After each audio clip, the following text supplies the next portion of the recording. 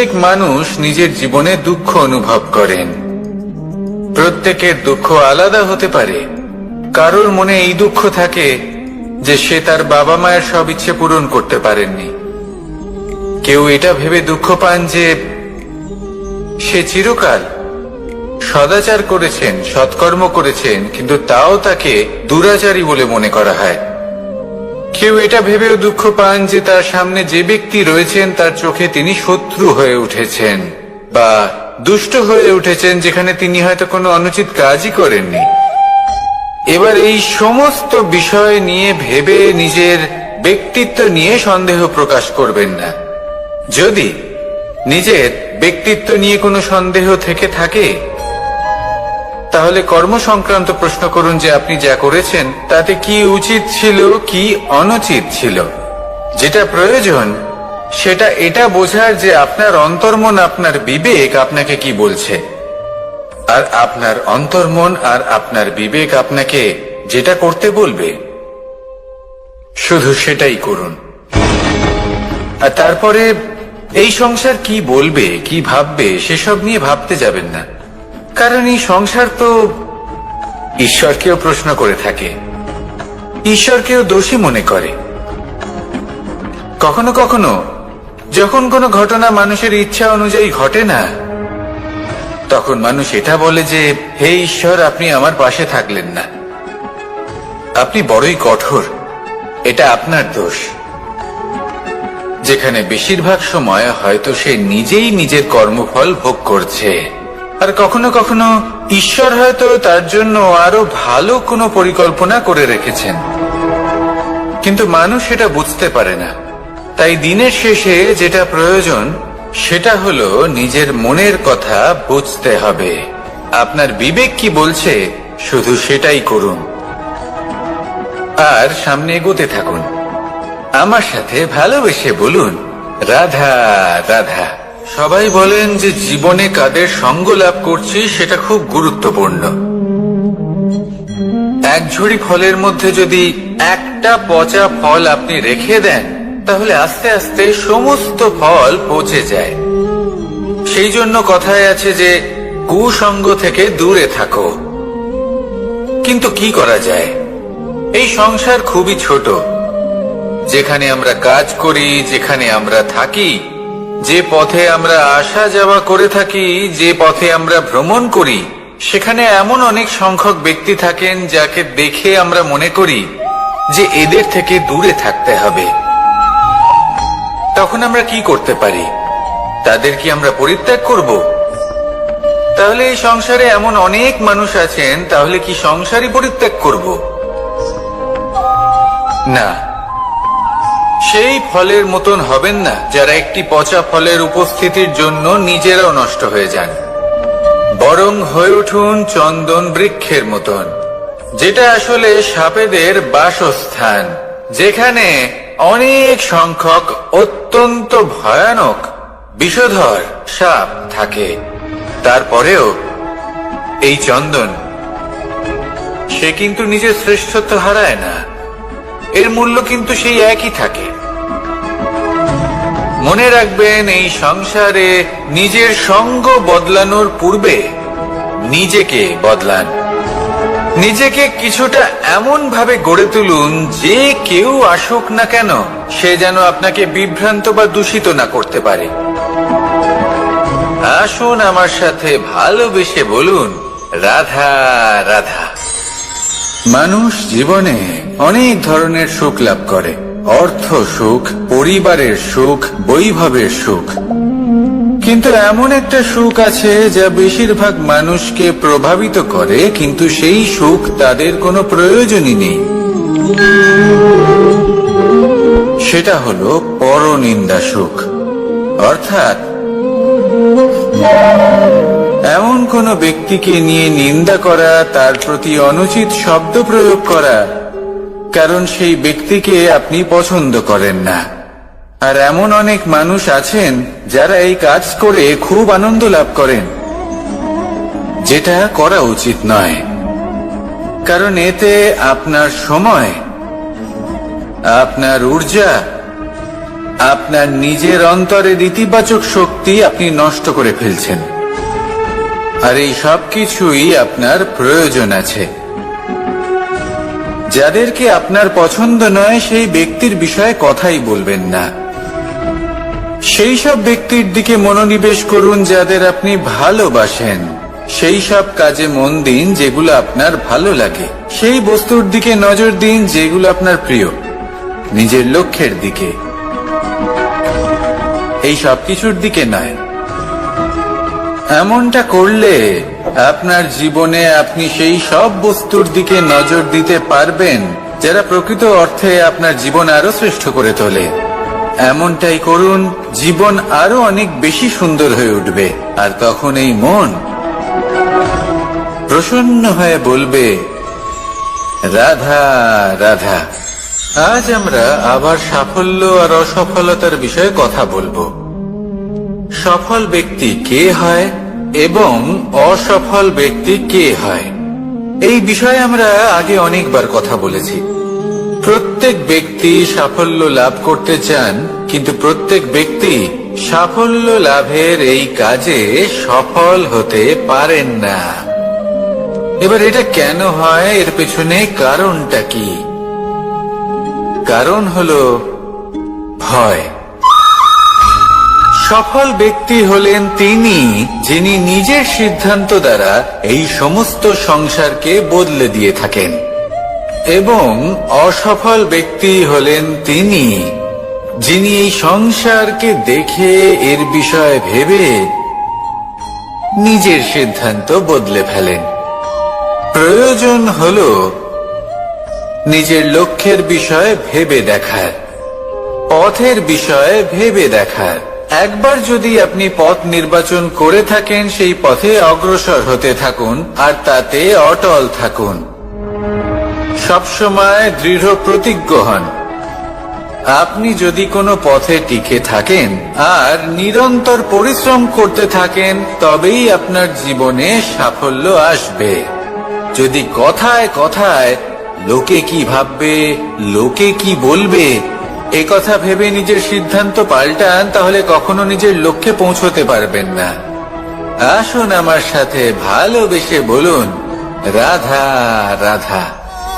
মানুষের 6টি বড় শত্রু রয়েছে, আর এরা অন্য কোথাও নয়, বরং মানুষের অন্তরেই বাস করে। এই 6টি শত্রু হলো কাম, ক্রোধ, মোহ, লোভ, ঈর্ষা আর অহংকার। কিন্তু এরা কি চিরকাল আপনার শত্রু হিসেবেই থেকে যায়? এদেরকে নিজের বন্ধু করে তোলা কি সম্ভব নয়? ভেবে দেখুন না। এবার যদি কথা বলি কাম নিয়ে, অর্থাৎ কামনা করা, তাহলে মানুষ যদি জীবনে কামনা করতে থাকে তাহলে সন্তোষের অনুভূতি লাভ করতে পারে না। কিন্তু এই কামনাই মানুষের বন্ধু হয়ে উঠতে পারে। কিভাবে? ধরুন, যদি মানুষ ভাবে আমি আরো অনেক বেশি শ্রেষ্ঠ ব্যক্তি হয়ে উঠতে চাই, আর তার জন্য কর্ম করে, পরিশ্রম করে, তাহলে ভবিষ্যতে গিয়ে শ্রেষ্ঠ ব্যক্তি হয়ে উঠতে পারে কামনার কারণে। অর্থাৎ এই কামনাই ওর বন্ধু হয়ে ওঠে। কিন্তু ধরুন কোনো মানুষ যদি চায় সে শ্রেষ্ঠ ব্যক্তি হয়ে উঠবে, কিন্তু তার জন্য না কোনো কর্ম করছেন আর না কোনো পরিশ্রম করছেন, আর অধর্মের পথে চলতে শুরু করে দেন, তাহলে এই কামনাই তার শত্রু হয়ে উঠতে পারে। এবার যদি এই কামনাকে নিজের বন্ধু করে তুলতে হয়, তাহলে নিজের নির্বাচনে বিচক্ষণ হতে হবে, নিজের মস্তিষ্কের ওপর নিয়ন্ত্রণ রাখতে শিখতে হবে। সেটাই করুন আর আমার সাথে ভালোবেসে বলুন, রাধা রাধা। আজ আমরা মানুষের আরো একটি শত্রুর বিষয়ে কথা বলবো, যার নাম হলো লোভ। যে কোনো বস্তুকে অত্যাধিক লাভ করার যে বাসনা, যতটা লাভ করেছি ততটা যথেষ্ট নয়, আমার আরো চাই, আরো চাই, একেই বলে লোভ। এবার এই লোভ আপনার জীবনে শুভ না অশুভ, আপনার মিত্র নাকি আপনার শত্রু, সেটাও নির্ভর করছে আপনার উপর। যেমন ধরুন, কোনো ব্যক্তির অসম্ভব ধনের লোভ, সে সেটা অর্জন করছে আর সেটা সংগ্রহ করছে, আর সেটা লাভ করার জন্য সে অনৈতিক কাজ করছে। যদি এই সব হতে থাকে তাহলে লোভ কিন্তু আপনার পক্ষে অত্যন্ত ক্ষতিকারক। কিন্তু যদি সেই ব্যক্তি ধরুন ধন অর্জন করছেন, তার সাথে নীতিও পালন করছেন, আর সংগ্রহ করার পরে সেটা সংসারে ছড়িয়ে দিচ্ছেন, যদি এমনটা হয় তাহলে এই লোভ আপনার বন্ধু হয়ে উঠতে পারে। যদি আপনার সৎসঙ্গ লাভ করার, সৎকর্ম করার লোভ থাকে, তাহলে আপনি কখনো একা থাকবেন না। যদি ভালোবাসা প্রদান করার লোভ থাকে, এই সংসারকে সাহায্য করার লোভ থাকে, তাহলে এই লোভ যা সংসারের শত্রু, সেটা কিন্তু আপনার সাথে পরমাত্মার মিলন ঘটাতে পারে। এবার এই লোভকে নিজের মিত্র করে তুলবেন নাকি শত্রু করে তুলবেন, সেই সিদ্ধান্ত আপনারই। আসুন আমার সাথে ভালোবেসে বলুন, রাধা রাধা। কখনো এই প্রকৃতির দিকে তাকিয়ে থাকবেন। এই প্রকৃতি অনেক ধরনের শিক্ষা দেয়। কোন একটা গাছকে দেখুন, কিভাবে সে মাটি থেকে জল শুষে নেয়। সে ঝড় হোক বা হোক কড়া রোদ, সব সহ্য করে এবং অবশেষে সে ফল ধারণ করে। আর সেই ফল উৎপন্ন করার পরে সে ফল কিন্তু সে নিজে গ্রহণ করে না, এই সংসারকে প্রদান করে, যাতে পশু পাখি মানুষ তারা এই ফল গ্রহণ করে শক্তিশালী হয়ে উঠতে পারে, সুস্থ থাকতে পারে। সেভাবেই নদী, সরোবর এরা নিজেরাও কিন্তু নিজেদের জল গ্রহণ করে না, মাটিকে প্রদান করে, পশু পাখিকে প্রদান করে। সূর্য নিজেও নিজের জন্য প্রজ্বলিত হয় না, সে প্রকাশ ছড়িয়ে দিতে চায় আমাদের সবার কাছে, সে আলো পৌঁছে দিতে চায়। এই প্রত্যেকের কর্মে পরমার্থ নিহিত আছে, আর সেই জন্যই এদের সকলকে পুজো করা হয়। তাই মনে রাখবেন, আপনার কাছে জীবন যাপনের অতিরিক্ত যা কিছুই আছে তা পরমার্থের জন্য। তাহলে তার সদ্ব্যবহার করুন আর আমার সাথে ভালোবেসে বলুন, রাধা রাধা। পরিবর্তন, এটা হলো সৃষ্টির অমূল্য নিয়ম। এই সংসারে সবকিছু সময়ান্তরে পরিবর্তিত হয়, এই সময়ও পরিবর্তিত হয়। পরিবর্তন চিরকাল হয়ে এসেছে আর চিরকাল হতে থাকবে। কিন্তু এবার আমরা সেই পরিবর্তন কিভাবে লাভ করব, যেটা আমাদের প্রয়োজন, যেটা আমরা চাই। আমরা জীবনে বিকাশ চাই। এই বিকাশ কিভাবে লাভ করতে পারি? এই প্রকৃতি কিন্তু আমাদের অত্যন্ত উত্তম উদাহরণ দিয়ে বুঝিয়েছে। একটি বিন্দুর উদাহরণ দিয়েছে, যা ভবিষ্যতে একটা বিশাল নদীর আকার ধারণ করে। এটা কিভাবে হয়? মেঘ থেকে একটি বিন্দু ঝরে পড়ে সেই পর্বতের ওপর যেখানে হিম আছে। সেই হিমের সংস্পর্শে আসা মাত্র সেই বিন্দুর সাথে আরো বেশ কিছু বিন্দু যুক্ত হয়। তারপর তারা অগ্রসর হয়, আরো কিছু বিন্দু যুক্ত হয়, আস্তে আস্তে একটা ক্ষীণ ধারার রূপ ধারণ করে, এবং সেটাই ভবিষ্যতে আরো এগোতে থাকে। অনেকটা যাওয়ার পর যখন অনেক সংখ্যক বিন্দু একসাথে যুক্ত হয়, তখন সেটা বিশাল নদীর আকার ধারণ করে। এবার আমরা মানুষ বলে আমাদের সাথে এই নিয়মের অন্যথা হয় তা নয়। আমরাও এই প্রকৃতির অংশ, আমাদের ক্ষেত্রেও একই নিয়ম প্রযোজ্য। যখন পরিশ্রম করে অনেক সংখ্যক বিন্দু আমরা একত্রিত করব, তখনই পরিবর্তনের নদী প্রবাহিত হবে। প্রয়োজন হলো নিরন্তর পরিশ্রম করা এবং ধৈর্য ধরা। এটা করতে থাকুন জীবনে সবকিছু লাভ করতে পারবেন। কারণ প্রকৃতি আমাদের এটাই শিখিয়েছে, আর আমরা এই ব্রহ্মরই একটি অংশ, যার দ্বারা এই ব্রহ্মাণ্ড নির্মিত। আসুন আমার সাথে ভালোবেসে বলুন, রাধা রাধা। আমরা সকলে সামাজিক জীব। মানুষের সাথে দেখা সাক্ষাৎ করা এটা চিরকালই চলতে থাকে। আমরা কখনো কাউকে উপহার দিই, আবার কখনো কেউ আমাদের উপহার দেয়। কখনো কি এমন হয়েছে যে আপনি কাউকে একটা উপহার দিয়েছেন, কিছু সময় পরে বা কিছু মাস পরে সেই উপহারই ঘুরে ফিরে আপনার কাছেই এসেছে, অর্থাৎ সেই বস্তুটাই আপনার কাছে আবার ফিরে এলো? এরকম হয়। ছেলেবেলায় একদিন একজনের বিবাহ ছিল, তখন মা তাকে একটা উপহার দিতে চাইছিলেন। তাই তিনি একটা পোশাক বানালেন আর সেটাকে সুসজ্জিত করছিলেন। আমি দেখলাম আর জিজ্ঞেস করলাম যে, মা, এই পোশাক এত সুসজ্জিত করার কি আছে? তখন মা বললেন যে, কানাই, কখনো কাউকে এমনই উপহার দেবে, এমন প্রকারে দেবে যে সেটা যদি আবার ঘুরে ফিরে তোমার কাছে ফিরে আসে, তাহলে যেন তোমার খারাপ না লাগে। এটাই কিন্তু হয় আমাদের ব্যবহারের সাথে, কর্মের সাথেও এবং আমাদের কথার সাথেও। তেমনই আচরণ করবেন যে আচরণ আপনি সহ্য করতে পারবেন। যদি মুখ থেকে কটু কথা বেরোতে থাকে, তখন নিজেকে সংযত করে নিন। সেই শব্দই প্রয়োগ করুন যেটা আপনি তার বদলে শুনতে চাইবেন, এবং আপনার দুঃখও হবে না। কারণ আপনার কর্ম এমন একটা উপহার যেটা আবার ঘুরে ফিরে ফলস্বরূপ আপনার কাছেই আসবে।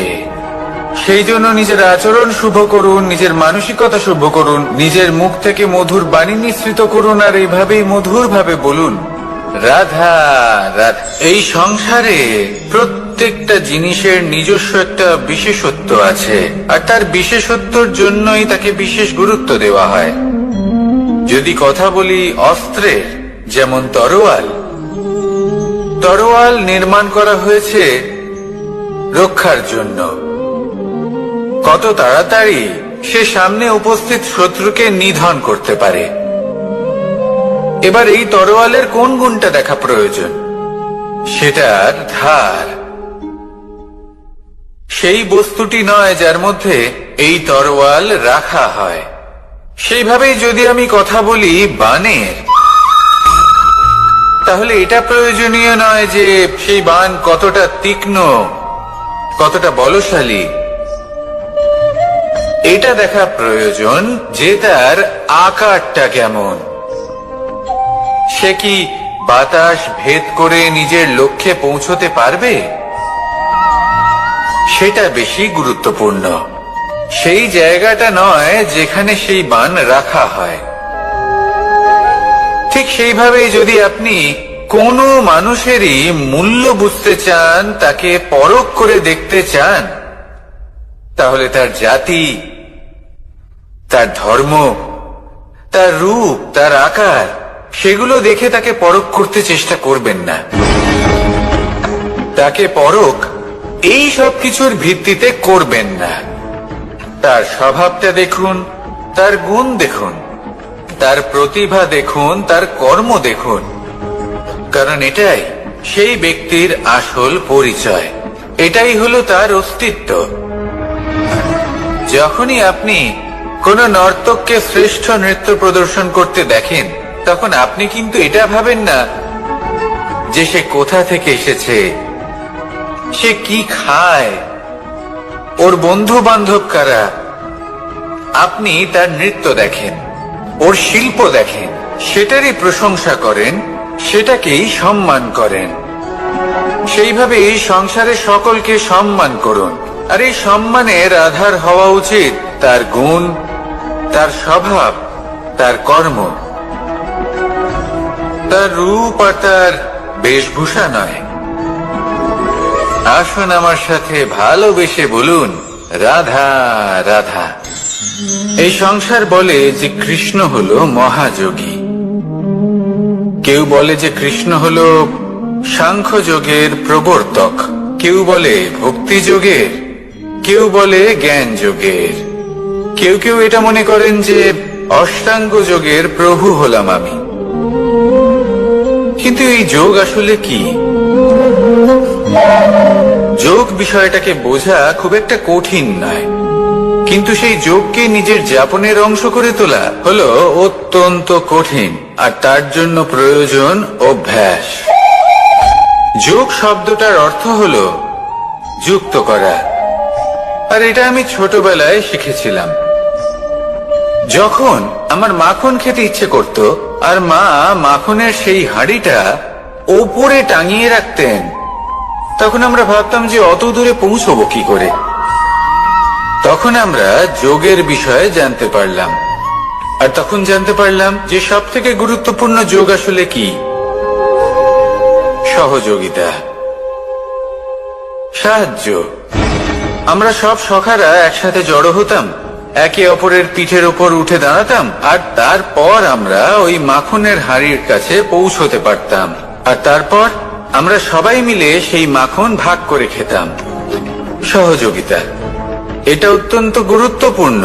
পাণ্ডবরাও মহাভারতে এটাই করেছিলেন। ওনাদের সাথেও কেউ ছিল না, একে অপরকে সাহায্য করে ওনারা অনেক বীরদের একত্রিত করেছিলেন।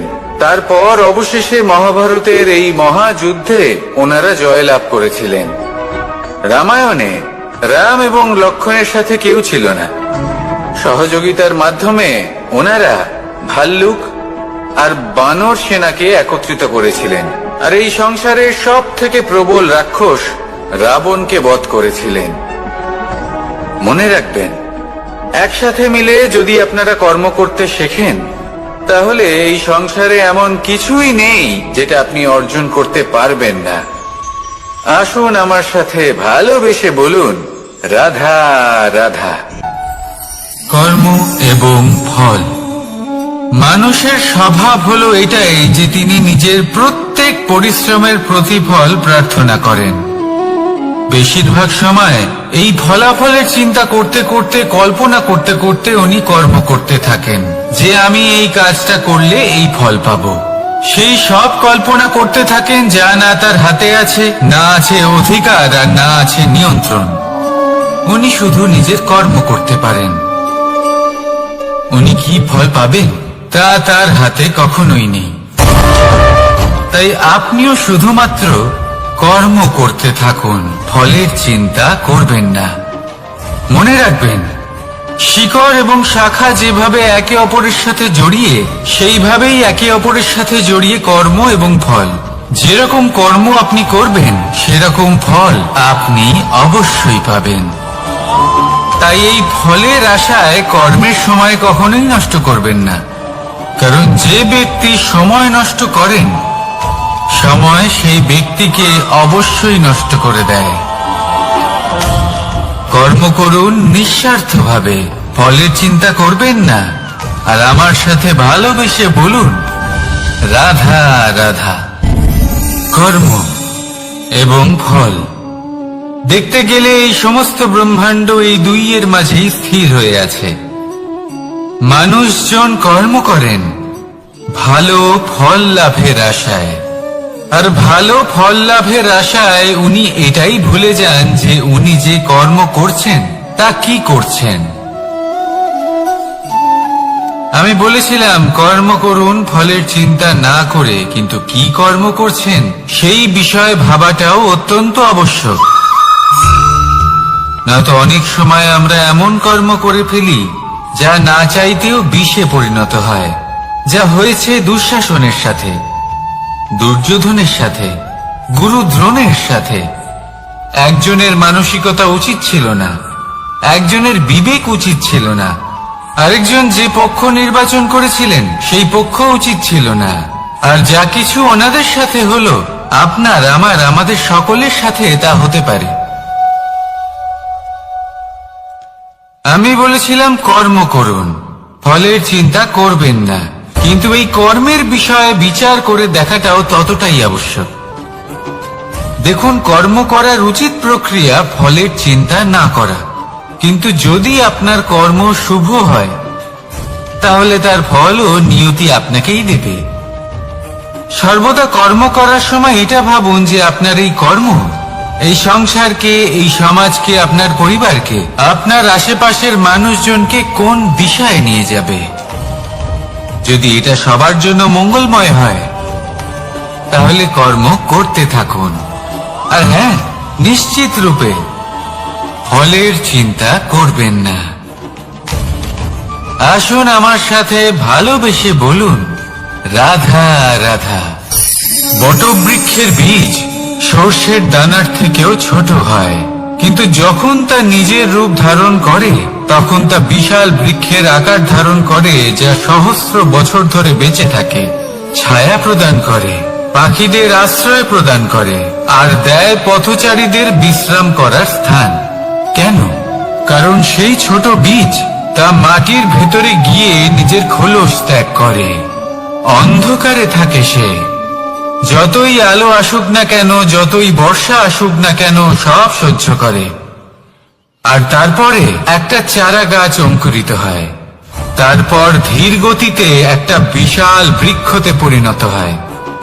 দেখুন, জীবনে কঠিন সময় আসে, এই জন্য নয় যে আপনি হার মেনে নেবেন, এই জন্য আসে যাতে আপনি ভবিষ্যৎ নির্মাণের জন্য নিজেকে তৈরি করতে পারেন।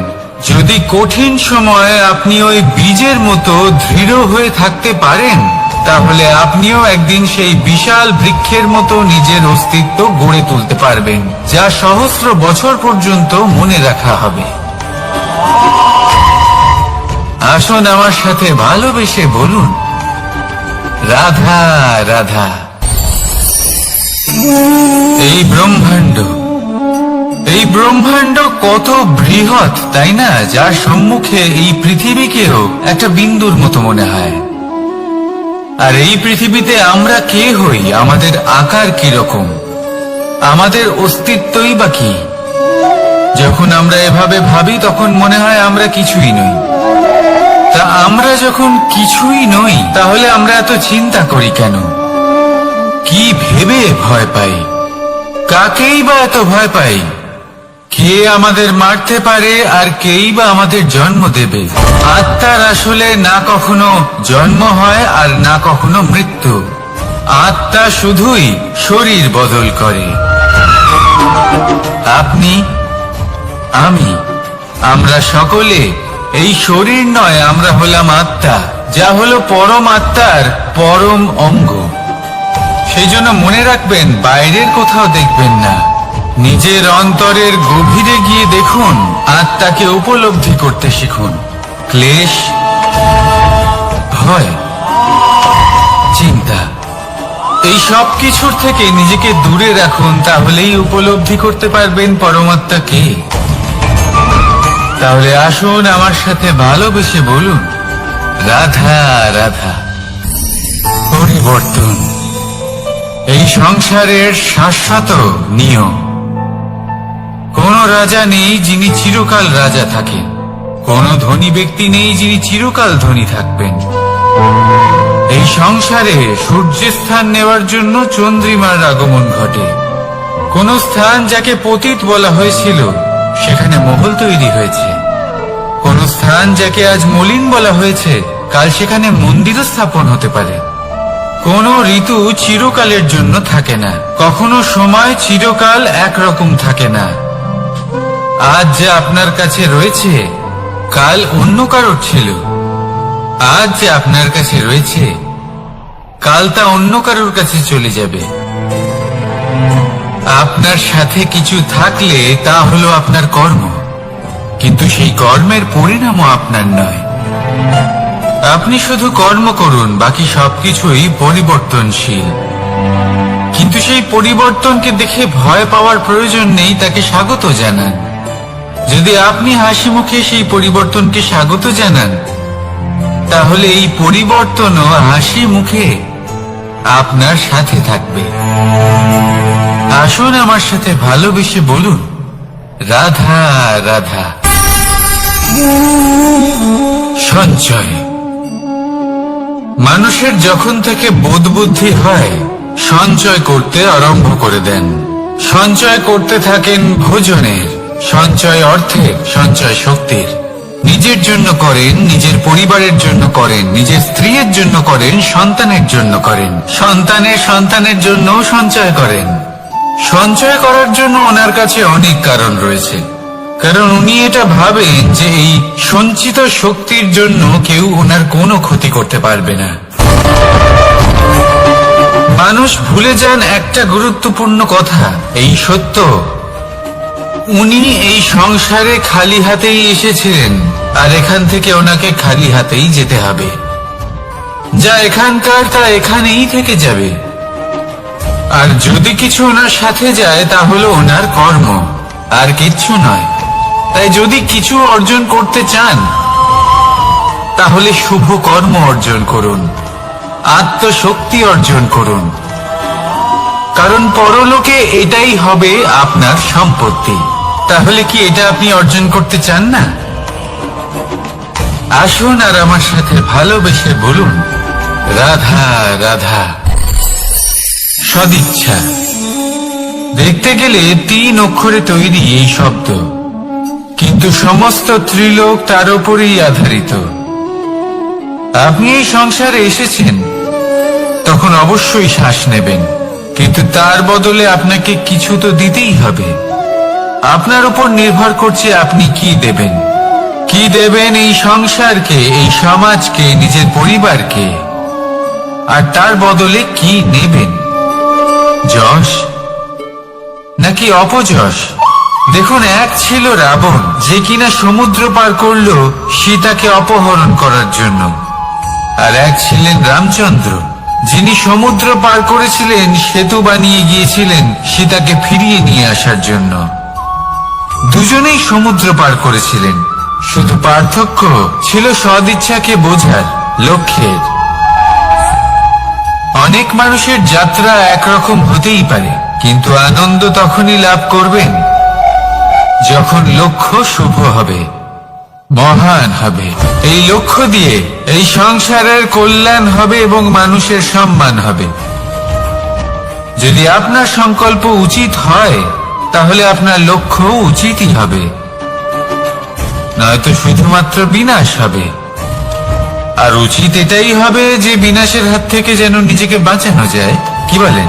তাই জীবনে যে লক্ষ্য স্থির করছেন, মনে রাখবেন তা যেন শুভ লক্ষ্য হয়।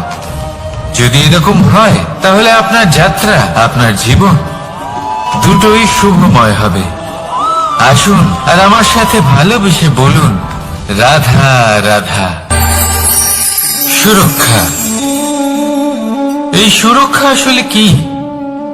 এটা কি কোনো কবচ নাকি কোনো সীমা? এই সুরক্ষা আসলে অন্য কিছু। আমাদের মাতা পিতা, আমাদের প্রিয়জন, আমাদের বন্ধু, এই সমাজ, আমাদের শুভাকাঙ্ক্ষী, আমাদের আত্মীয়, এনারা সবাই আমাদের জীবনে কোনো না কোনো ভাবে সুরক্ষা দিয়ে থাকেন, একটা কবচ দিয়ে থাকেন কোনো না কোনো রূপে। কিন্তু দেখতে গেলে আমাদের পরাক্রমের পথে, আমাদের বীরত্বের পথে, আমাদের সাহসের পথে এই সুরক্ষাই সব থেকে বড় বাধা হয়ে দাঁড়ায়।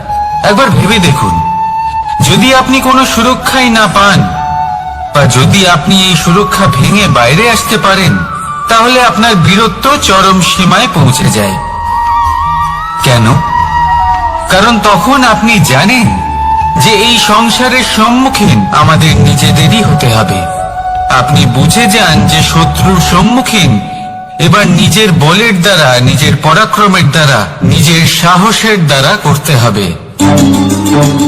আর তখন আমাদের মনের মধ্যে এই শক্তি জাগ্রত হয়। এই শক্তি অন্তরেই বসবাস করে, শুধু এটা চিনে নিতে হবে, একে জাগ্রত করতে হবে। আর এটা সুরক্ষা ভেঙে যাওয়ার পরেই সম্ভব হয়।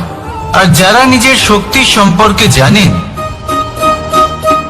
যিনি নিজেই জানেন তিনি কতটা শক্তিশালী, তিনি নিজেই নিজের সুরক্ষা কবচ চিরকালের মতো ভেঙে ফেলে দেন, ঠিক কর্ণের মতো। আর তারপরে দেখুন, আপনার পরাজয় হোক বা বিজয়ী হোক না কেন, সেটাই অনেক বড় হয়। সেটাই প্রশস্ত হয়ে থাকে। সেই জন্য ত্যাগ করুন নিজের ভয়কে, নিজের আশেপাশের এই সুরক্ষা চক্রকে ভেঙে ফেলুন, আর সম্মুখীন হন এই সংসারের নিজের শত্রু সম্মুখীন হন। পরাক্রমের এই অঙ্কুর, তা অঙ্কুরিত হওয়ার জন্য বীজের উপরের এই কবচ, এটা ভেঙে যাওয়া অতি আবশ্যক। আসুন আমার সাথে ভালোবেসে বলুন, রাধা রাধা। যখন আমরা হাঁটতে থাকি আর আমাদের পায়ে কাঁটা বিঁধে যায়, তখন মুখ দিয়ে আহ বেরিয়ে আসে, কান্না চলে আসে, আর অনেক সময় অভিশাপও বেরিয়ে আসে। কিন্তু আমরা কি কখনো এটা এইভাবে দেখেছি, এইভাবে ভেবেছি যে আমরা যে পথে চলেছি সেই পথে কাঁটা বিঁধেছে, নাকি আমরা সেই পথ নির্বাচন করেছি যাতে শুধুই কাঁটা রয়েছে? নাকি আমরা এভাবে ভেবে দেখেছি যে এই কাঁটা আমাদের কষ্ট দিতে এসেছে, নাকি এটা আমরাই বিছিয়ে রেখেছিলাম? সাবধান থাকা উচিত ছিল, কারণ কাঁটা বিঁধলে যন্ত্রণা হবে, চিৎকার করে ফেলতে পারি, মুখ থেকে অভিশাপও বেরিয়ে আসতে পারে। কিন্তু এই অভিশাপ শুধুমাত্র আমাদের তরফ থেকে অভিশাপ হয়, সামনের ব্যক্তিটির উপরও নির্ভর করে। এবার সেই ব্যক্তি যদি এমন হয় যে ফুল আর কাঁটা এই দুই সমানভাবে গ্রহণ করতে পারে, তার কাছে অভিশাপও বরদানে পরিণত হয়। শেষ পর্যন্ত ব্যাপারটা দাঁড়ায় ভাবনা, চিন্তা, দৃষ্টিভঙ্গির উপর। কারণ আপনার এই ভাবনাই সত্যি হয়ে সামনে আসে। সেই জন্য এই ভাবনা, চিন্তা, মানসিকতাকে গুরুত্ব সহকারে দেখবেন। এই বিবেচনা নিয়ে বিবেচনা করতে শিখুন। আমার কথার অর্থ হলো যে জীবনে যখন এরকম কিছু একটা ঘটবে, তখন ভেবে দেখুন যে এরকম কেন হলো। আপনি কি এমন কোনো কর্ম করেছিলেন যার কর্মফল এটা? এমন কোনো কাজ যা অনুচিত ছিল, অসত্য ছিল, যা অভদ্রতার কারণ ছিল? ভেবে দেখা প্রয়োজন। দেখুন, ইচ্ছে হলো আপনার যে আপনি কি করতে চান, ভাবনা আপনার, সত্য আপনার, জীবন আপনার, সিদ্ধান্ত আপনার। আসুন আর আমার সাথে ভালোবেসে বলুন, রাধা রাধা। সময়, এই সময় আসলে কি? এই সময় একটা সরল রেখা তো কখনোই নয়। সময় হলো একটা চক্র, যেখানে এর আদি সেখানেই হলো এর অন্ত, আর যেখানে তা শেষ হয় সেখান থেকেই তার শুরু হয়। এই সময় একটা অত্যন্ত বিচিত্র চিন্তা, বিচিত্র ভাবনা, একটা বিচিত্র বস্তু যা কেউ বুঝতে পারেন না। এই সময়ের লীলা, এর কোনো প্রমাণ নেই, কোনো জ্ঞান নেই, কোনো পরিমাপ নেই। শুধু এটুকু আমরা জানতে পারি, যেখানে শেষ হবে সেখান থেকে একটা নতুন সূচনাও হবে। যা আজ আপনার কাছে আছে, কাল অন্য কারোর কাছে যাবে, তারপরে তার কাছ থেকেও অন্য কারোর কাছে যাবে, তারপরে তার থেকেও ছিনিয়ে নেওয়া হবে। এই নিয়তির একজনের কাছ থেকে অন্যজনের কাছে আদান প্রদানের এই সময় হলো আপনার সময়। এই সময় সদ্ব্যবহার করুন, এই সময়কে বাঁচুন। আপনাকে শুধু এটাই সুনিশ্চিত করতে হবে যে আপনি কোন পক্ষে আছেন। আর সত্যি বলতে কি, আপনার জীবনের পরিণাম নির্ভর করে আপনার নির্বাচনের ওপর। আপনি কোন পক্ষ নির্বাচন করছেন? তাহলে মনে রাখবেন, জীবনে সেই পক্ষই নির্বাচন করবেন যা চয়ন করার পরে আপনি সুখ অনুভব করবেন, আপনি সন্তোষ লাভ করবেন, প্রসন্নতা লাভ করবেন। আর আমি এটাই সুনিশ্চিত করব যে এই পক্ষ যেন শান্তির পক্ষ হয়, এই পক্ষই যেন প্রেমের পক্ষ হয়। তাহলে চিন্তা করবেন না, আর আসুন আমার সাথে ভালোবেসে বলুন, রাধা রাধা। আজ আমি আপনাকে এমন এক গল্প শোনাবো যা আমার নন্দ বাবা আমাকে শুনিয়েছিলেন যখন আমি ছোট ছিলাম। কাহিনী একজন সাধু আর একজন বিছের। একবার এক সাধু নদীর পাড়ে স্নান করছিলেন। উনি দেখলেন যে জলের প্রবাহে একটা বিছে ভেসে যাচ্ছে। তার প্রাণ বাঁচানোর জন্য উনি তাকে তুলে নদীর পাড়ে রাখার চেষ্টা করলেন, কিন্তু যেই সেই বিছেকে উনি হাতে তুললেন, সেই বিছে ওনাকে কামড়ে দিল। সাধু আবার চেষ্টা করলেন, সেই বিছেকে হাতে নেওয়াতে সে আবার তাকে কামড়ে দিল। আরো একবার চেষ্টা করাতে ওনার শিষ্য ওনাকে জিজ্ঞেস করল, এ আপনি কি করছেন গুরুদেব? এসব কি হচ্ছে? আপনি তারই প্রাণ বাঁচানোর চেষ্টা করছেন যে আপনাকে কামড়ে দিচ্ছে। গুরুদেব উত্তর দিলেন যে ও বিছে হয়েই নিজের কর্ম করছে, নিজের প্রবৃত্তি, নিজের ব্যবহার বদলাচ্ছে না। তাহলে আমি সাধু হয়ে তা কেন বদলাবো? এর তাৎপর্য হলো সরল, যে সংসারে কিছু মানুষ আছেন যারা হয়তো খারাপ, দুষ্ট প্রকৃতির, আর হয়তো তারা কখনোই বদলাবেন না, কখনোই কোনো পরিবর্তন আসবে না। কিন্তু তার মানে এই নয় যে আমরা আমাদের কর্ম করা ছেড়ে দিই, আমরা আমাদের প্রচেষ্টা ছেড়ে দেব। আগে না, আমাদের তো করতেই হবে, কারণ ইতিহাস সাক্ষী আছে যে এই চেষ্টা এই সংসারের ধারাকেও বদলে দিতে পারে। তাহলে আপনিও আসুন আর আমার সাথে ভালোবেসে বলুন, রাধা রাধা। মানুষ জীবনে সবসময় শিখরে পৌঁছতে চায়, অনেক উঁচুতে উঠতে চায়, আর তার জন্য তারা কি না করে, পরিকল্পনা করে, ষড়যন্ত্র করে, প্রার্থনা করতে থাকে, আবার কারোর কাছে সাহায্যও চায়। কিন্তু এত কিছু করা সত্ত্বেও অনেক সময় মানুষ শিখরে পৌঁছতে পারে না। যদি পৌঁছেও যায় তাও খুব তাড়াতাড়ি নিচে নেমে আসে। এর কারণ কি? একটা উদাহরণ দিয়ে বোঝানো যাক। এই হলো ময়ূর পেখম, আর এই হলো পাথর। যদি এই পেখমকে হাওয়ায় ছুঁড়ে দিই তবে ও উড়তে থাকে, কিন্তু এই পাথর অতি শীঘ্রই মাটিতে নেমে আসে। এর কারণ কি? ভার। এই পাথর হলো ভারী, আর এই শিক্ষাই আমাদের গ্রহণ করতে হবে। ঠিক এইভাবেই যদি আমাদের মন দ্বন্দ্ব আর অহংকার দ্বারা পরিপূর্ণ হয়ে থাকে, তাহলে তা কখনোই শিখরে পৌঁছবে না। পৌঁছে গেলেও খুব শীঘ্রই মাটিতে নেমে আসবে। তাই এই মনকে হালকা করতে শিখুন, অহংকারকে, এই হিংসাকে ত্যাগ করুন। তারপর উঁচুতে উড়ে তো দেখুন কত উঁচুতে উঠতে পারবেন আপনি। আসুন আমার সাথে ভালোবেসে বলুন, রাধা রাধা। মানুষ এক অত্যন্ত বিচিত্র প্রাণী। পরিকল্পনা করে, ষড়যন্ত্র করে, প্রচেষ্টা করে, কাউকে পরাজিত করার চেষ্টাও করে। সাপকে একটা দড়ি মনে করে হাতে চেপে ধরার চেষ্টা করে, কিন্তু একটা কথা বুঝতেই পারে না, সময়ের এই সাপ, এটা হাতে চেপে ধরাই যায় না। আর আপনি যা করবেন তা আবার ফিরে আসবে আপনারই সামনে। দেখুন, এতে কিছুই যায় আসে না যে আপনি কুম্ভকারের পুত্র নাকি কৃষ্ণের পুত্র। যদি আপনি অনুচিত কর্ম করেন তাহলে আপনার সাথেও অনুচিতই হবে। অশুভ কর্ম করলে আপনার সাথেও অশুভই হবে।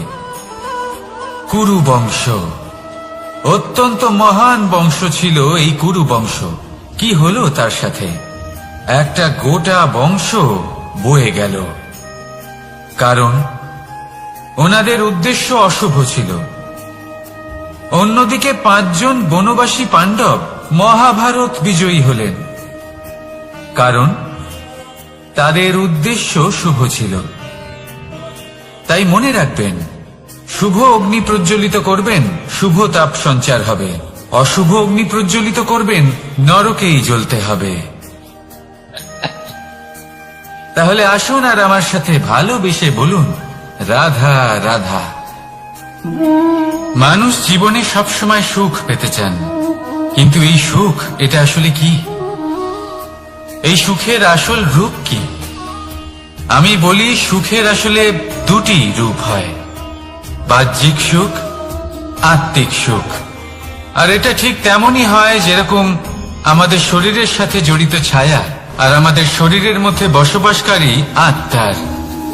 যদি ছায়ার কথা ভেবে দেখেন তাহলে বুঝতে পারবেন আমাদের শোবার সময় ভোরবেলা এই ছায়া অনেক বড় হয়ে যায়। যখন এই সূর্য মাথার উপরে চলে আসে তার তাপ বেড়ে যায়, তখন এই ছায়া ছোট হয়ে যায়। আর যেই অন্ধকার নেমে আসে এই ছায়া আপনার সঙ্গ ত্যাগ করে। এরকমই হয় বাহ্যিক সুখ। আর এবার কথা বলি আমাদের শরীরের মধ্যে বসবাসকারী এই আত্মা। এই আত্মা কখনো আমাদের সঙ্গ ত্যাগ করে না, সব সময় আমাদের সাথে জড়িয়ে থাকে। এরকমই হয় আত্মিক সুখ, যা সব সময় আমাদের সাথে থাকে। আত্মিক সুখ কারো সেবা করে, আত্মিক সুখ কাউকে সাহায্য করে, আত্মিক সুখ প্রেম বোধে, যা কখনো আমাদের সঙ্গ ত্যাগ করে না।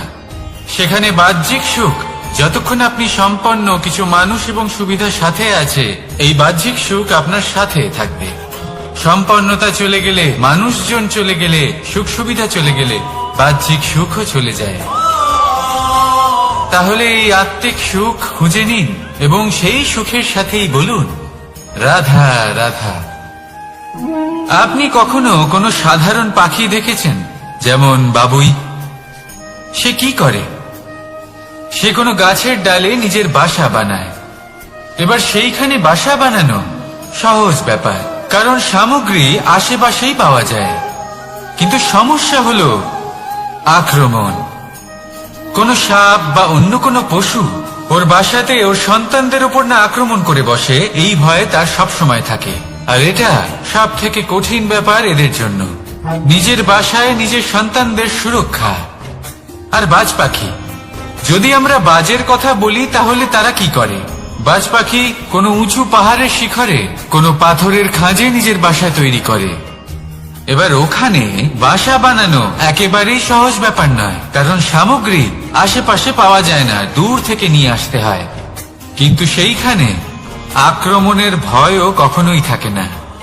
এইভাবে উচিত রূপে ও নিজের বাসা রক্ষা করতে পারে, নিজের সন্তানদের রক্ষা করতে পারে। এর সারমর্ম হলো এটাই, যদি সমস্যা বড় হয় তাহলে সমাধানও উচ্চমানের হওয়া উচিত। একটা বাজ পাখির মতো ভাবা আরম্ভ করে দিন। জীবনে যে কোনো সমস্যা ছোট মনে হবে। রাধা রাধা। জীবনে এমন কিছু কাজ রয়েছে যা আপনাকে একাই করতে হয়, আর এমন কিছু কাজ রয়েছে যা আপনাকে একসাথে মিলে করতে হয়, একজোট হয়ে, সঙ্গবদ্ধ হয়ে। এবার সঙ্গবদ্ধ বলতে কি বোঝাতে চাইছি? আমি তাদের কথা বলছি না যারা বাস্তবিকভাবে একে অপরের সাথে কাজ করেন। আমি তাদের কথা বলছি যারা একে অপরের থেকে দূরে থেকেও একে অপরকে বিশ্বাস করেন। আমি আগেও বলেছিলাম, সমস্ত বিশ্বের আশা বিশ্বাসেই বসবাস করে, তাই না? তাই যেখানে সমস্ত বিশ্ব আছে, সমস্ত সংসার আছে, সেইখানেই বিশ্বাস রয়েছে। তাই আপনার আশেপাশে এমন দল সঙ্গবদ্ধ করুন যাদের আপনার উপর বিশ্বাস আছে আর যাদেরকে আপনি বিশ্বাস করতে পারেন। তাহলে আসুন আর আমার সাথে ভালোবেসে বলুন রাধা রাধা। আমরা যে মানুষকে চাই, যাকে আমরা ভালোবাসি, তাকে একটা উপহার অবশ্যই দিতে চাই। এমন এক উপহার যা ওনার ভালো লাগবে, যা শ্রেষ্ঠ হবে, অতি প্রিয় হবে, বহুমূল্য হবে, বা বলতে পারেন মূল্যবান হবে। তাই আমরা কি করি? আমরা বাজারে যাই, তার জন্য স্বর্ণ, আভূষণ, হিরে, মুক্তো এইসব নিয়ে আসি। কিন্তু এটাই কি সর্বশ্রেষ্ঠ উপহার? কখনোই না। সর্বশ্রেষ্ঠ উপহার হলো স্বাধীনতা, তাকে নিজের মনের মতো বাঁচার স্বাধীনতা। যদি আপনি কাউকে স্বাধীনতা না দিতে পারেন, তাহলে সে কোথাও না কোথাও বন্দী হয়ে যায়, তার বিকাশ কোথাও না কোথাও আটকে যায়। কিন্তু যদি আপনি কাউকে স্বাধীনতা দিতে পারেন, তাহলে আপনি দেখবেন ও সমস্ত সংসারকে, এই জীবনকে নিজের দৃষ্টিভঙ্গি দিয়ে দেখবে, বুঝবে যে কোনটা হলো উচিত আর কোনটা হলো অনুচিত। আর এটাই হলো সর্বশ্রেষ্ঠ। আর এবার যদি কাউকে স্বাধীনতার মাধ্যমে এত বড় একটা শক্তি দিতে পারেন, তাহলে আপনি আমাকে বলুন, এর থেকে বড় উপহার আর কি হতে পারে? আসুন আর আমার সাথে ভালোবেসে বলুন, রাধা রাধা। কর্ম, ধর্ম আর কর্তব্য, এই তিনটি একে অপরের সাথে জড়িত। আর অনেক সময় এই তিনটি পালন করতে করতে আমাদের সেই ব্যক্তির সামনে গিয়ে দাঁড়াতে হয়, তার বিরুদ্ধেই যেতে হয়, যাকে আমরা সব থেকে বেশি ভালোবাসি। কিন্তু সেইখানে এই যুদ্ধ কোনো ব্যক্তিগত যুদ্ধ থাকে না। এ হলো কর্ম, ধর্ম আর কর্তব্যের যুদ্ধ। এটা সরল নয়, অত্যন্ত কঠিন হয় তার সম্মুখীন হওয়া যাকে আমরা সব থেকে বেশি সম্মান করি। কিন্তু আমাদের তো আমাদের ধর্মের পথে চলতেই হবে, কারণ আমরা কর্মবদ্ধ, কর্তব্যবদ্ধ, আর এটাই করা উচিত। শুধু এটুকু মনে রাখবেন, যদি আপনার উদ্দেশ্য শুভ হয়, আপনার ভাবনা শুভ হয়, আপনি যদি কর্ম, ধর্ম আর কর্তব্যের পথে অগ্রসর হন, তাহলে এই প্রক্রিয়াতে যদি আপনাকে আপনার আরাধ্যেরও সামনে দাঁড়াতে হয়, তাহলেও আপনার কোনো ক্ষতি হবে না। তাহলে আসুন আর আমার সাথে ভালোবেসে বলুন, রাধা রাধা। প্রেম এই সংসারে এসেছিল এই সংসারকে প্রেমের শিক্ষা দেওয়ার জন্য, এই জীবনের সুখের অনুভূতি আসলে কি তা শেখানোর জন্য। কিন্তু যদি সত্যি কথা বলি, তো আমি নিজেই প্রতিদিন প্রেমের নতুন নতুন স্বরূপ দেখতে পাই। প্রেমের একটা নতুন অনুভূতি প্রত্যেক নতুন দিনে। আর তার কারণ হলো এই প্রেম অনন্ত, এ হলো দৈব।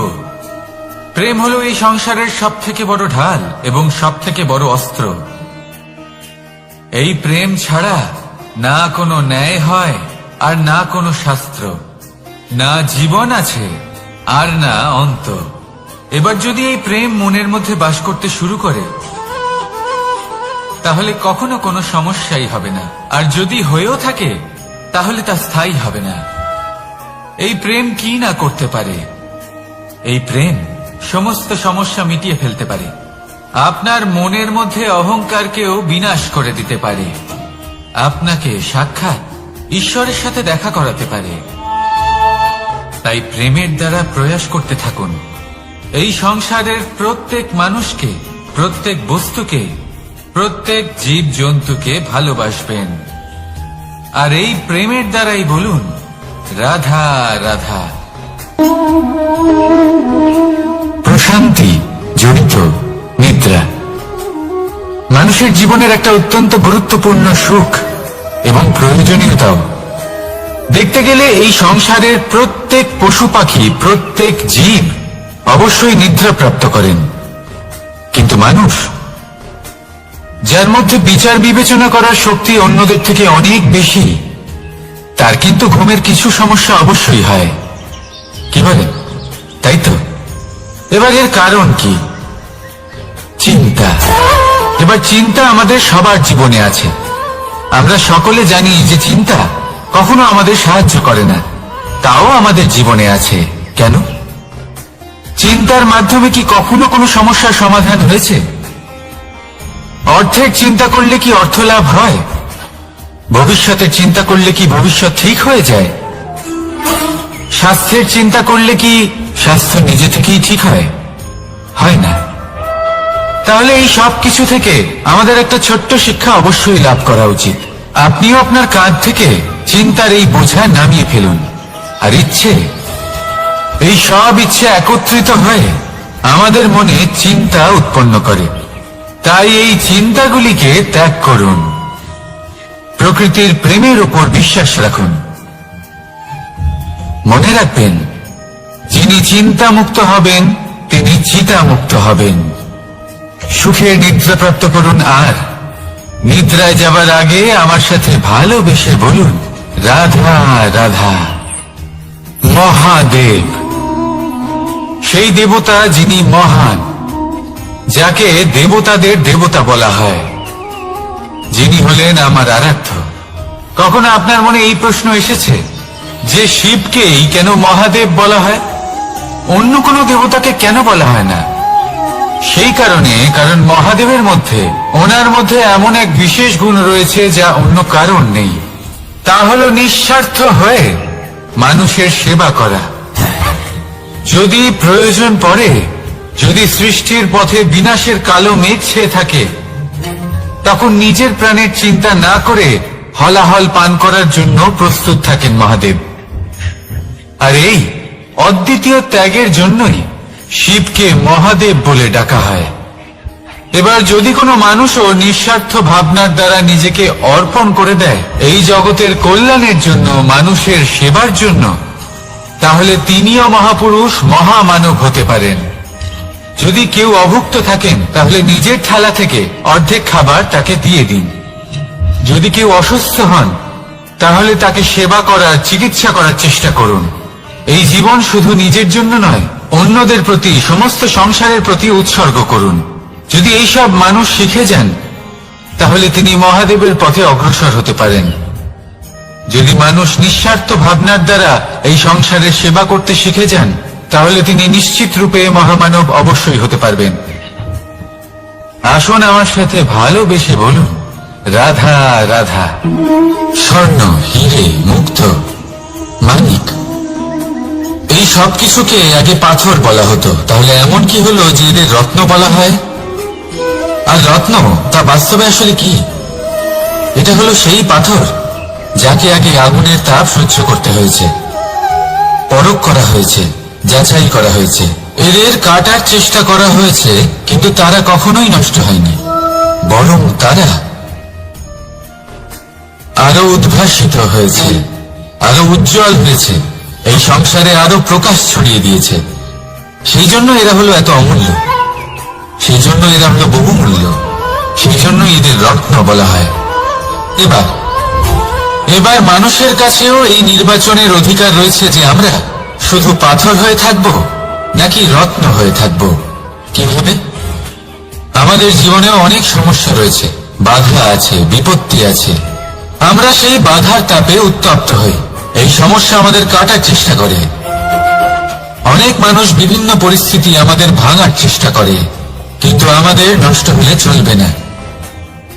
যেভাবে এই রত্ন সমস্যার সম্মুখীন হয়ে পাথর থেকে রত্ন হয়েছে, সেইভাবেই আমাদেরও আমাদের সমস্যার সম্মুখীন হয়ে রত্ন হয়ে উঠতে হবে, এই সংসারে প্রকাশের স্রোত হয়ে উঠতে হবে। তাহলে এটাই করুন আর আমার সাথে ভালোবেসে বলুন, রাধা রাধা। সংসারে সব থেকে বড় শক্তি আসলে কি? কেউ বলবেন শারীরিক শক্তি, কেউ বলবেন অস্ত্রের শক্তি, কেউ বলবেন জ্ঞানের শক্তি। ঠিক আছে, কিন্তু যদি আমি বলি সংসারের সব থেকে বড় শক্তি হল শক্তি কোনো এক তথ্যের, আগে হ্যাঁ, তথ্য। এই তথ্য নিজেই কিন্তু খুব শক্তিশালী, অত্যন্ত শক্তিশালী অস্ত্র হলো এই তথ্য। আর সত্যি বলতে অনুচিত তথ্যের থেকে অনেক বেশি ঘাতক হলো অসম্পূর্ণ তথ্য। যেরকম আজ শাম্ব রুক্মির সাথে করেছে, ওকে অসম্পূর্ণ তথ্য দিয়েছে, তার ফলে বিনাশ হলো। যদি এইভাবেই আপনার কাছেও কোনো অসম্পূর্ণ তথ্য আসে, আর যদি আপনি তা পরখ না করে দেখেন, যাচাই না করে দেখেন, আর নিজের কর্ম করেন, তাহলে উত্থানের বদলে আপনি পতনের সম্মুখীন হবেন, বিকাশের বদলে আপনার বিনাশ হয়ে যাবে। মনে রাখবেন একটা অত্যন্ত গুরুত্বপূর্ণ কথা, সঠিক তথ্য পাওয়া সঠিক তথ্য দেওয়ার থেকে অনেক বেশি গুরুত্বপূর্ণ। আশা করি এই কথা আপনি বুঝেছেন। জীবনে যখনই কোনো তথ্য আপনি পাবেন, সেই বিষয়ে ভেবে দেখুন, পরখ করে দেখুন, যাচাই করুন, তারপর নিজের কর্ম করুন। আমার সাথে ভালোবেসে বলুন, রাধা রাধা। ধর্ম এবং প্রেম, এই দুই হলো একই মুদ্রার দুই পিঠ। যদি এদের মধ্যে কোনোটা নষ্ট হয়ে যায় তাহলে দ্বিতীয়টাও থাকে না। কখনো ভেবেছেন এমন কেন হয়? তার জন্য আগে আপনাকে বুঝতে হবে যে ধর্ম আসলে কি।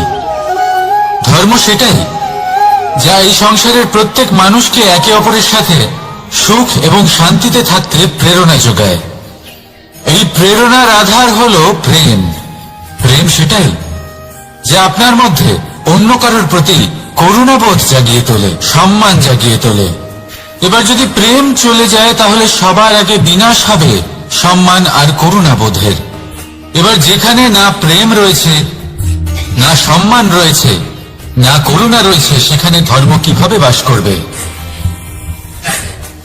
অশুভ ইচ্ছে জাগ্রত হয়ে ওঠে, ক্রোধ জাগ্রত হয়ে ওঠে, অহংকার জাগ্রত হয়ে ওঠে, আর তারপর আরম্ভ হয় অধর্মের। তাই যা যা ভাবনা আপনার অন্তরে প্রবেশ করছে করতে দিন, কিন্তু যাই হোক না কেন এই প্রেমকে নিজের থেকে দূরে যেতে দেবেন না। এই প্রেমকে চিরকাল নিজের কাছে রাখুন, নিজের হৃদয়। আর এই প্রেম ভাব নিয়ে বলুন, রাধা রাধা। মানুষের জীবনে উন্নতি লাভ করার জন্য 3টি স্তম্ভের প্রয়োজন হয়। প্রথম স্তম্ভ শিক্ষা। এই শিক্ষা আমাদের জ্ঞান প্রদান করে। দ্বিতীয় স্তম্ভ ব্যবসা, যার দ্বারা আমরা ধন উপার্জন করি। তৃতীয় স্তম্ভ হলো আমাদের ঈশ্বর, আমাদের ইষ্ট। এনার সাথে যদি আমরা জুড়ে থাকতে পারি তাহলে এমন একটা মানসিক বল আপনি লাভ করবেন যেটা এই সংসারে আর কোথাও পাওয়া সম্ভব নয়। কিন্তু মানুষ অনেক সময় জীবনে এই 3টি স্তম্ভ লাভ করা সত্ত্বেও সামনে অগ্রসর হতে পারেন না। তখনও জীবনে কঠিন পরিস্থিতি আসতেই থাকে। এমনটা ঠিক কেন হয়? কারণ সে জীবনে এই 3টি স্তম্ভ লাভ করে নেয়, জীবনে প্রয়োগও করে, কিন্তু তার ভিতের কথা সে ভুলেই যায়। যেমন প্রথম স্তম্ভ অর্থাৎ শিক্ষা। এই শিক্ষার আধার হলো শুভ চেতনা। যদি অন্তরে শুভ চেতনা না থাকে তাহলে এই শিক্ষার কোনো গুরুত্ব থাকে না। দ্বিতীয় স্তম্ভ ব্যবসা। পরিশ্রম করে উপার্জন করতে হবে, এই কথাটা আমরা সবাই জানি এবং সবাই চেষ্টাও করি। কিন্তু ব্যবসা করতে করতে আমরা এটা ভুলে যাই আমাদের ব্যবহার কেমন হয়ে পড়েছে। এই ব্যবহার যদি শুভ হয় তাহলে আমাদের উপার্জন আস্তে আস্তে একটা স্থির জায়গায় এসে পৌঁছবে। এবং তৃতীয় স্তম্ভ আমাদের ভগবান। যদি ওনার স্মরণে আপনি যেতে চান তাহলে তার পূর্বে নিজের মা বাবাকে সেবা করুন, তাদের যত্ন করুন, তাদেরকে ভালোবাসুন, কারণ ওনারাই হলেন এই সংসারে আপনার সব থেকে বড় ইষ্ট। তাহলে 3 স্তম্ভের সাথে সাথে তাদের আধারকেও নিজের জীবনে প্রাধান্য দিন। কোনো সমস্যা আসবে না, জীবনে একের পর এক উন্নতি করবেন এবং এই মন প্রসন্ন হয়ে বলবে রাধা রাধা। সুখ, দুঃখ এবং শক্তি, এই 3 হলো এই সংসারের ত্রিদেবের মতো। আমাদের জীবনে যা কিছু ঘটছে এই 3টির ভিত্তির উপরেই হচ্ছে।